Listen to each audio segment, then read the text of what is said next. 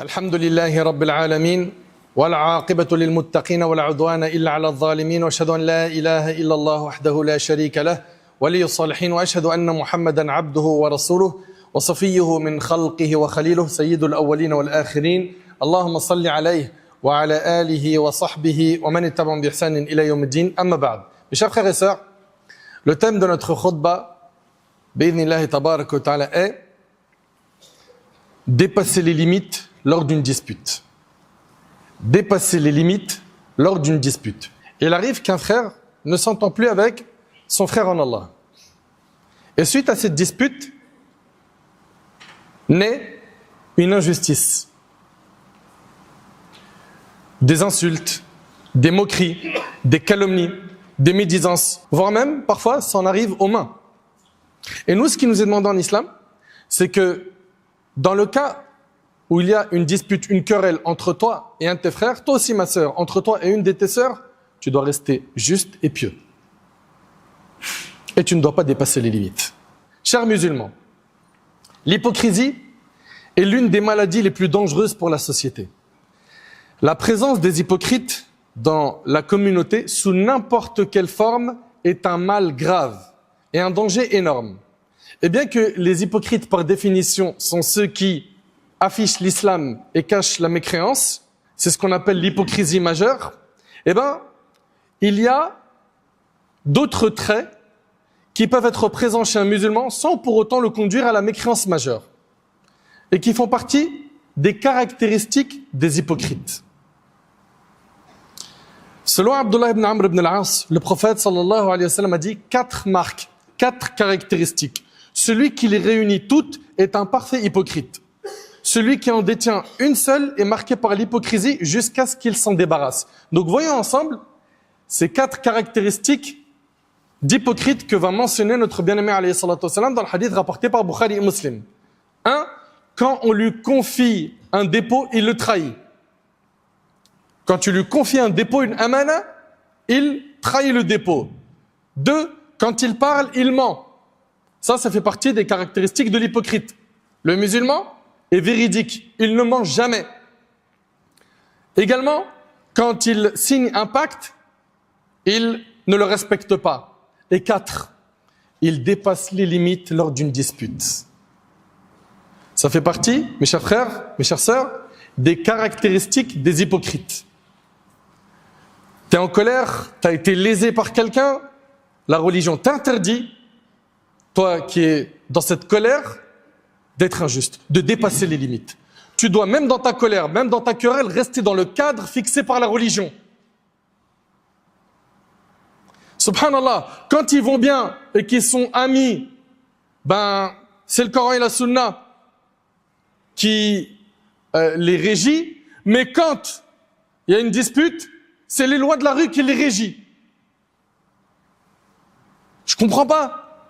Vous êtes musulmans, que quand tout va bien, quand vous êtes en colère, vous êtes en dispute, vous êtes dans une querelle, ça y est, il n'y a plus d'islam. C'est Shaitan qui vous dicte le comportement à adopter. Vous êtes musulmans que quand tout va bien. Mais pourquoi on ne se remet pas en question? On parle ici d'une caractéristique d'hypocrite. C'est terrible. Dépasser les limites dans la dispute aux musulmans est un signe de faiblesse de caractère. Parce que quelqu'un qui est fort, c'est quelqu'un qui se maîtrise. C'est ce que nous a enseigné le prophète sallallahu alayhi wa sallam. Il a dit, le fort n'est pas celui qui terrasse ses adversaires, mais le fort est celui qui se maîtrise quand il est en colère. C'est lui le fort. Dépasser les limites dans la dispute est un signe de faiblesse de caractère, de manque de noblesse, de manque de dignité, d'arrogance. C'est un attachement finalement à quoi? À dunya. Parce que tu cherches quoi? La gloire. Tu cherches à satisfaire ton nafs.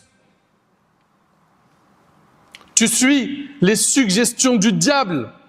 Alors que, subhanallah, le croyant qui raisonne, qui réfléchit, sait que chaque parole, chaque chose qu'il va écrire, que ce soit dans une feuille qu'il va par la suite faire parvenir à quelqu'un, ou dans un SMS ou un email ou autre, tout ce que tu écris, tout ce que tu prononces est également écrit dans ton livre par les anges. Et tu auras des comptes à rendre sur ça le jour du jugement. Allah Ta'ala dit « Ma yalfidhu min qawl illa ladayhi raqibun atid » Il ne prononce pas une parole sans avoir auprès de lui un observateur prêt à l'inscrire. Le croyant raisonnable, c'est qu'il ne prononce pas et n'écrit pas un seul mot sans qu'il ne soit comptabilisé. Chaque mot qui sort de sa bouche doit être calculé. Chaque lettre que tu écris doit être réfléchie. Le croyant s'abstient de parler sur les gens. En calomniant les gens, en étant dans la médisance, tu es en train de distribuer tes hasanat. J'ai une question à te poser. T'en as assez? T'en as assez, toi, des hasanat pour distribuer aux autres? Dans ta tombe, tu seras seul. C'est quoi? C'est juste pour calmer la haine que tu as dans ton cœur? Apaise-la d'une manière religieuse. Regarde comment le prophète sallam a fait. Non. Quand ils vont bien, c'est le Coran et la Sunna. Quand ils vont mal, c'est les lois de la rue. Inna lillahi wa inna ilayhi raji'un. Le croyant ne se laisse pas emporter par les pensées de son âme qui désire la vengeance, évitant ainsi de trop en dire, ni par une haine intense qui pourrait le mener à la diffamation et à des accusations mensongères.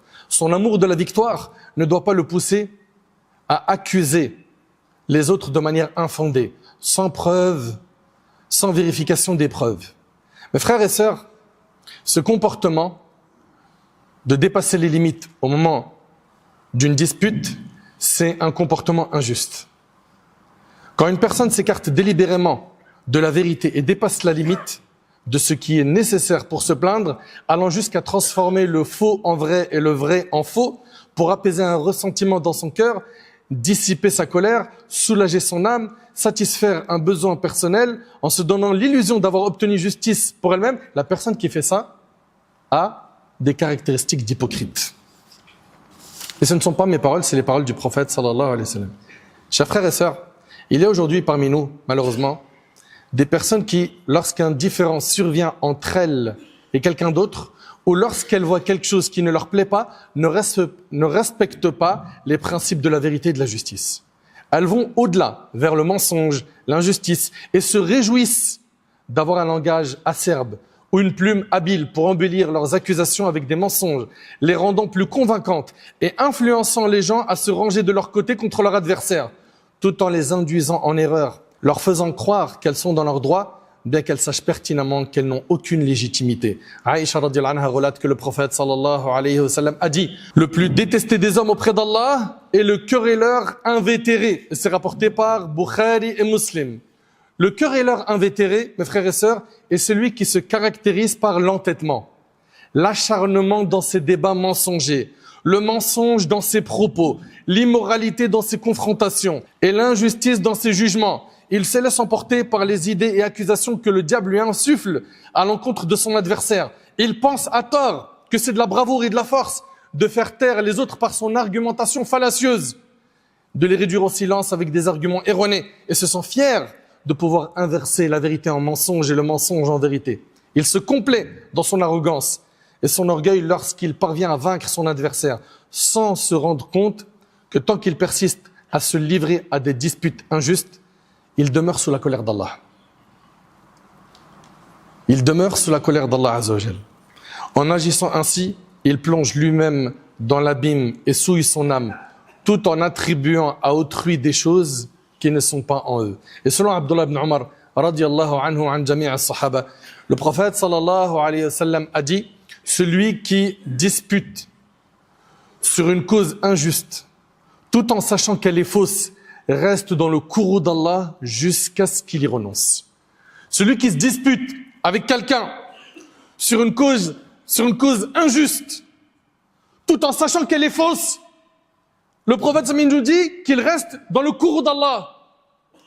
Allah, il est en colère contre lui. Tu sais que c'est faux ce que tu es en train de faire. Tu veux juste faire quoi? Apaiser ton cœur en faisant du mal à quelqu'un. Eh bien Allah, il est en colère contre toi. Ça te fait rien. Elle est passée où ta foi? Là, je parle à ton islamité. Tu es bien musulman. En tant que musulman, tu peux entendre ces paroles et rester insensible? Tu trouves ça normal? Que vas-tu dire à Allah quand tu seras présenté devant lui? Toi qui aujourd'hui t'as entendu ce discours. Est-ce que le plus important, c'est de satisfaire Allah ou satisfaire ton nafs, ton ego? Celui qui dispute sur une cause injuste tout en sachant qu'elle est fausse reste dans le courroux d'Allah jusqu'à ce qu'il y renonce. Et quiconque dit sur un croyant ce qu'il n'y a pas en lui, tu l'as accusé de menteur alors que c'est pas un menteur. Tu l'as accusé d'être un voleur alors que c'est pas un voleur. Un manipulateur alors que c'en est pas un. Eh ben écoute bien. Et quiconque dit sur un croyant ce qu'il n'y a pas en lui, Allah le fera habiter dans Radratul Khabal. Vous savez c'est quoi? Ce sont les sécrétions des gens de l'enfer. C'est-à-dire que son châtiment, ça sera d'être dans les sécrétions des gens du feu, jusqu'à ce qu'il soit délivré de ce qu'il a dit, et il n'en sera pas délivré, rapporté par l'imam Ahmad. Chers musulmans, chères musulmanes, craignons Allah subhanahu wa ta'ala, et que la haine envers quelqu'un, le désir de vengeance ou son mépris ne nous pousse pas à abandonner la vérité, à franchir les limites de l'honnêteté, à débattre avec des mensonges et à prendre du plaisir dans les polémiques. Abdullah ibn Mas'ud radiyallahu anhu, ce noble compagnon, relate que le prophète sallallahu alayhi wa sallam a dit « Soyez véridiques, car la véracité mène à la piété, et la piété mène au paradis. L'homme ne cesse d'être véridique jusqu'à ce qu'il soit inscrit auprès d'Allah comme un grand véridique. Et prenez garde au mensonge, car le mensonge mène au vice, et le vice mène en enfer. L'homme ne cesse de mentir jusqu'à ce qu'il soit inscrit auprès d'Allah comme un grand menteur. » Et c'est rapporté par Bukhari Muslim. T'es inscrit auprès d'Allah comme étant quoi? Un véridique ou un menteur? Pose-toi la question. Allah Ta'ala a blâmé les hypocrites pour leur voix élevée dans le mensonge. Allah Ta'ala, en les décrivant, il a dit « Et quand ils parlent, on écoute leurs propos. Et Allah a blâmé d'autres personnes en disant « Balhum qawmun khasimun » car ce sont des esprits chicaniers. Subhanallah. Le chicanier, c'est une personne qui cherche des querelles ou des disputes pour des raisons insignifiantes ou futiles. Allah Ta'ala dit وَالَّذِينَ يُؤْذُونَ الْمُؤْمِنِينَ وَالْمُؤْمِنَاتِ بِغَيْرِ مَا اكْتَسَبُوا فَقَدِ احْتَمَلُوا بُهْتَانًا وَإِثْمًا مُبِينًا. Ceux qui offensent les croyants et les croyantes pour une chose qu'ils n'ont pas commise se chargent d'une infamie et d'un péché manifeste. Dans notre société, il existe des individus qui ont cédé à leurs désirs et ont laissé leur passion les guider, tandis que ceux qui les entouraient leur ont laissé faire, jusqu'à ce qu'elles en deviennent malades et corrompues. L'injustice et l'arrogance se sont enracinés en eux et ils se sont adonnés à la méchanceté dans leurs conflits. Ils n'hésitent plus à accuser les autres à tort, sans se soucier de la religion. Ils se sentent tellement éloignés d'Allah qu'ils ont recours à tous les moyens, même illégaux, pour défendre un honneur fictif ou revendiquer un droit inventé. Certains vont même jusqu'à jurer faussement au nom d'Allah, oubliant ou faisant semblant d'oublier les paroles du prophète sallam qui a dit « Quiconque jure en prêtant un faux serment, afin de s'accaparer des biens d'un musulman, rencontrera Allah en colère contre lui » rapporté par Bukhari et Muslim. Mes chers frères et sœurs, les litiges, ils ont toujours existé parmi les gens depuis qu'ils existent. Et même les plus sages se sont disputés. Cependant, nous n'avons jamais été témoins d'une dégradation aussi profonde de l'honneur dans les conflits qu'à notre époque. Nous voyons des époux, lorsqu'ils se querellent, se livrer à l'injustice l'un envers l'autre. Chacun des membres de leur famille prend alors son parti et se lance dans des attaques, mentant et s'éloignant de la vérité.